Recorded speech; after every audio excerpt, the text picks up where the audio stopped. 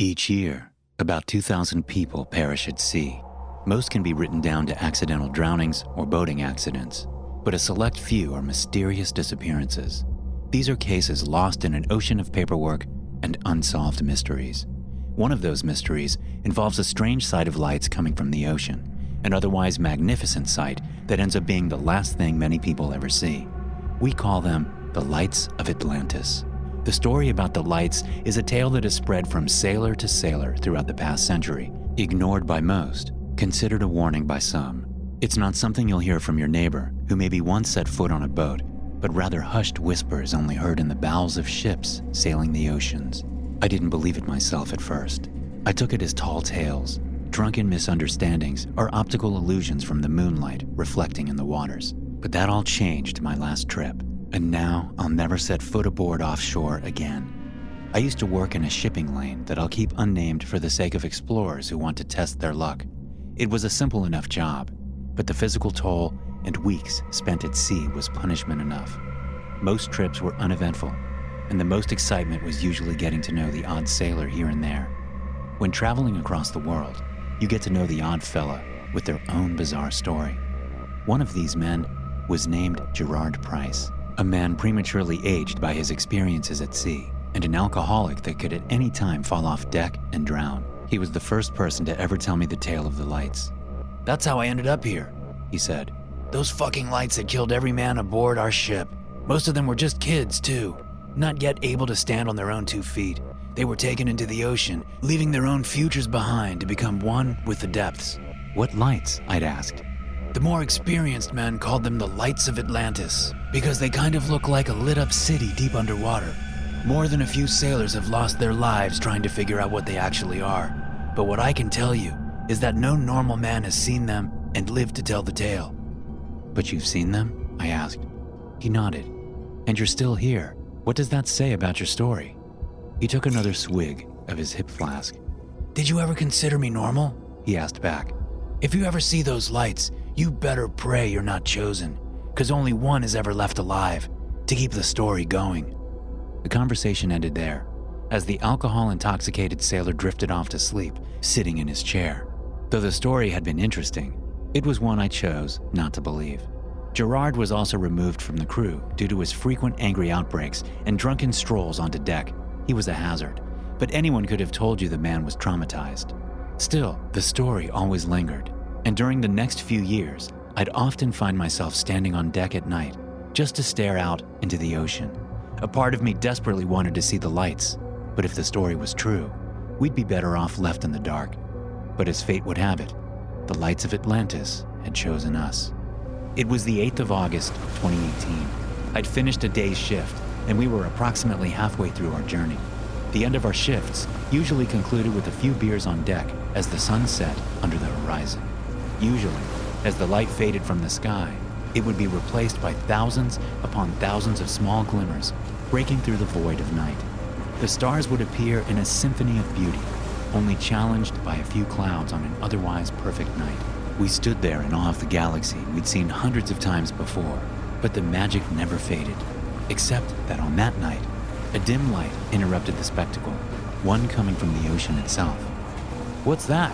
my coworker, Eric, asked as he pointed to the ocean. There was a perfectly round light emerging from the depths, just a few hundred feet below, shining up through the uniform darkness.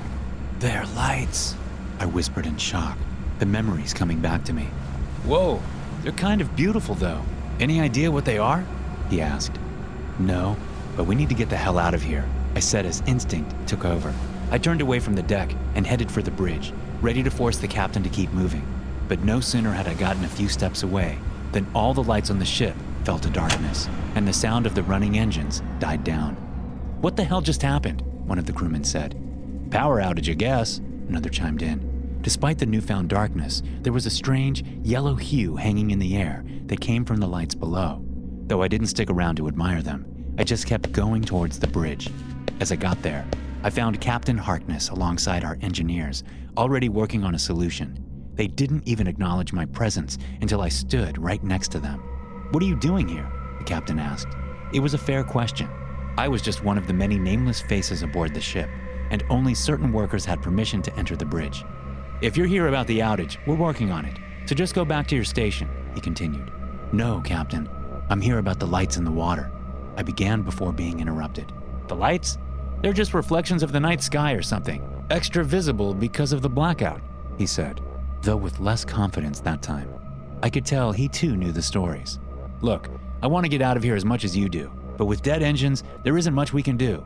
People are already in the engine room trying to restore power. I can't do more than that at the moment. With that, he turned away from me and kept talking to the engineers. I wanted to say more, but I knew he was right. The odd thing was that the backup generators hadn't been activated as expected, and based on the chatter I could overhear, there was no structural damage anywhere on the ship. As I headed back on deck, I was overwhelmed by the deafening silence, thousands of miles away from shore with absolutely zero noise pollution and dead engines. One would expect to hear the drop of a needle, but except from the voices coming from the bridge, there wasn't any sign of life left on board. I quickened my pace, running to where I'd been relaxing with my colleagues just minutes before. As I returned, I only found a couple of them left, all standing frozen in place, staring out at the lights below.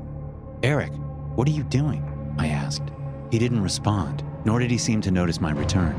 I slowly walked closer, almost nervous to look at the lights again. There were so many of them then, closer to the surface than ever before. The theory of it being some optical illusion had been shattered, but what scared me more was the trance-like state of the crew. The two of them seemed motionless, yet on their faces, they had streams of tears.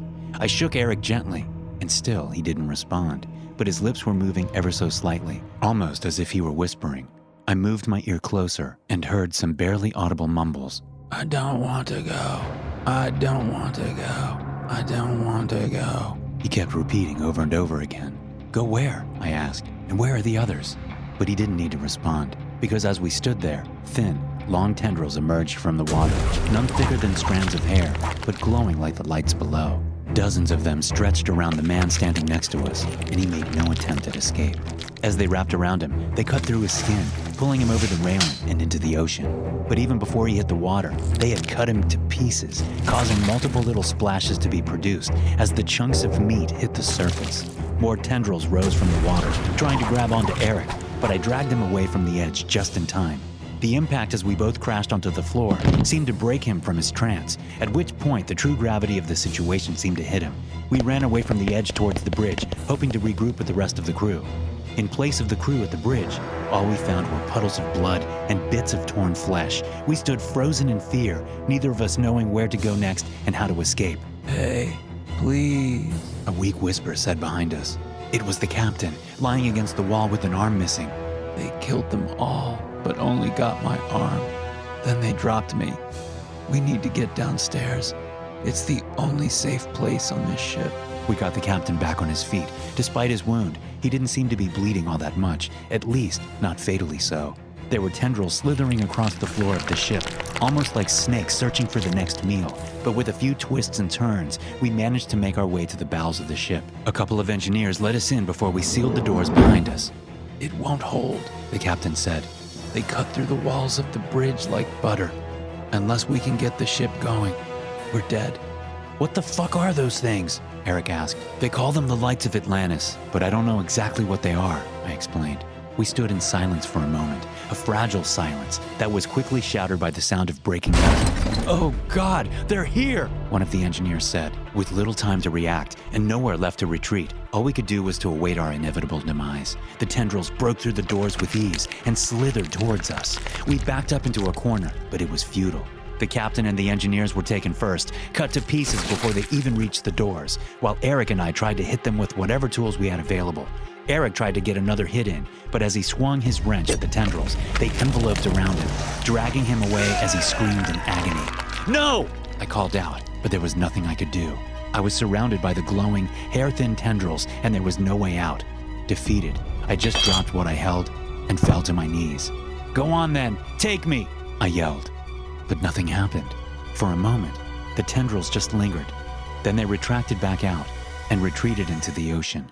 I stumbled after them, wondering why my life had been spared. But they were just gone, along with the beautiful lights they had produced. After the shock had faded, I searched the ship for survivors, though I knew none would be found. Like the old sailor had told me, there was never more than a sole survivor left behind. I spent the next 2 weeks on the dead ship waiting for rescue. When they found me, I was bombarded with questions I couldn't honestly answer without being locked away in a mental institution. So I'm turning to you all to share the story of the Light of Atlantis, because I know I was only left alive to make sure their legacy continues. So if you see lights coming from the depths of the ocean, get away from there and never go back. Thanks for listening. If you enjoy these stories, be sure to subscribe to the podcast and check out some more of my episodes here.